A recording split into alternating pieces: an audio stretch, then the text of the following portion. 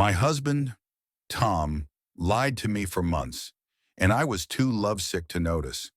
Every night, he'd come home late, dirt on his jeans, a sly grin on his face, muttering about work. I thought he was cheating, but the truth was so much wilder. It started 6 months ago, when Tom began disappearing with his best friend, Marcus. They'd been inseparable since college, the kind of friends who finished each other's sentences and laughed at jokes no one else got. I loved Marcus like a brother, but when Tom started spending every weekend with him, I got suspicious. "We're just working on something," Tom would say, his hazel eyes dodging mine. I'd nod, but my stomach churned. Was it another woman, a midlife crisis I didn't dare ask, afraid of the answer? One night, I couldn't take it anymore. Tom came home at midnight, his flannel shirt dusted with sawdust, smelling faintly of pine. I stood in the kitchen, arms crossed, and demanded, "Where have you been?" He froze, then chuckled nervously. "Building something," he said. "With Marcus." I raised an eyebrow. "Building what?" He hesitated, then blurted, "A dream house. Our dream house." I laughed, thinking it was a joke. "You building a house with Marcus?" Tom just smiled, that infuriatingly charming smiles, and said, "You'll see." I didn't believe him. Tom was a high school history teacher, not a carpenter. Marcus was an accountant. For God's sake. The idea of them hammering nails and pouring concrete was absurd. But over the next few weeks, Tom kept dropping hints. "It's got a big porch, like you always wanted," he'd say over breakfast. Or, "Wait till you see the view." I'd roll my eyes, half amused, half annoyed. Was this some elaborate prank, a metaphor I played along? But doubt gnawed at me. What if he was hiding something worse? The secrecy drove me crazy. I'd lie awake, imagining Tom sneaking off to meet someone else. The dream house, a cover for betrayal. I even snooped through his phone once, finding nothing but texts to Marcus about lumber prices and blueprints. Blueprints, that threw me. Maybe he was serious, but why hide it? Why not involve me? I felt left out, like a kid not invited to the cool kids' party. One Saturday, Tom kissed me goodbye and said, "Be ready tonight." Big surprise, I scoffed, expecting another vague hint. But when he came home, he was practically bouncing. "Get in the car," he said, grabbing my hand. Marcus was in the back seat, grinning like he'd won the lottery. "Where are we going?" I asked, my heart pounding. Tom just winked. "Trust me." We drove for an hour, the city fading into rolling hills. The sun was setting, painting the sky in shades of orange and pink. My nerves were frayed, my mind racing with possibilities. Were they taking me to a bar, a cabin, a divorce lawyer? Finally, we turned onto a dirt road, and Tom parked in front of a clearing. There, half-finished but unmistakable, was a house. Not just any house, a modern, two-story beauty with floor-to-ceiling windows, a wraparound porch, and a view of a valley that stole my breath. I stepped out of the car, my legs shaky. "What is this?" I whispered. Tom took my hand, his voice soft but trembling with excitement. "This is for us.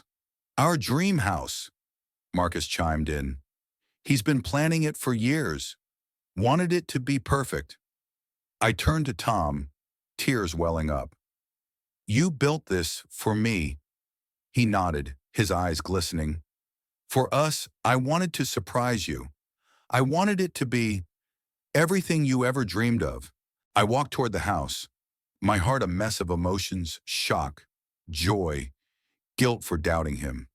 The foundation was solid, the walls sturdy, every detail thoughtful.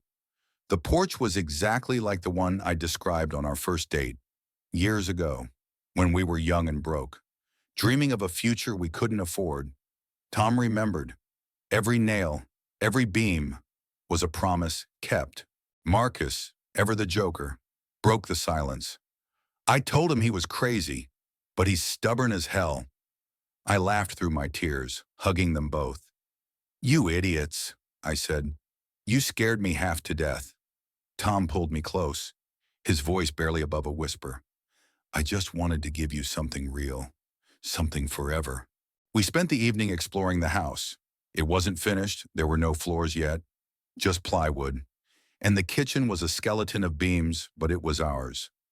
Tom and Marcus showed me the plans, a cozy library for my books, a garden for my flowers, a skylight to stargaze from our bedroom. Every detail was a piece of me, of us. I felt seen, loved in a way I hadn't realized I needed. But the surprise wasn't just the house, it was what it represented. Tom and Marcus had spent months learning to build, sacrificing weekends, scraping their hands raw, all to create something for me, for us. It wasn't just about wood and nails. It was about trust, friendship, and love that didn't need words.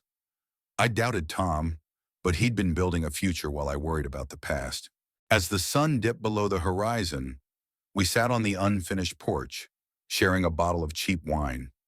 Marcus told stories of their mishaps, dropped hammers, mismeasured beams, and we laughed until my sides hurt.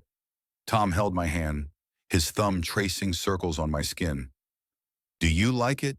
he asked, his voice small, like he was afraid I'd say no. I looked at the house, at him, at Marcus, and felt my heart swell. "It's perfect," I said. And it was. The house wasn't just a building, it was a testament to what love could do. It was Tom's way of saying, "I see you, I hear you, I'm here." It was Marcus standing by his friend, helping him carry a dream too big for one person. It was me, learning to trust again, to let go of fear. We'd all built this together, even if I didn't know it at the time. As we drove home, I thought about how easily I could have let suspicion ruin this, how close I came to accusing Tom, to breaking what we had. The house wasn't finished, and neither were we. But it was a start, a foundation we could build on, together. What do you think? Was Tom right to keep the house a secret, or should he have told me from the start? Share your thoughts. I'd love to hear if you think love justifies a little deception, or if honesty is always the best path. And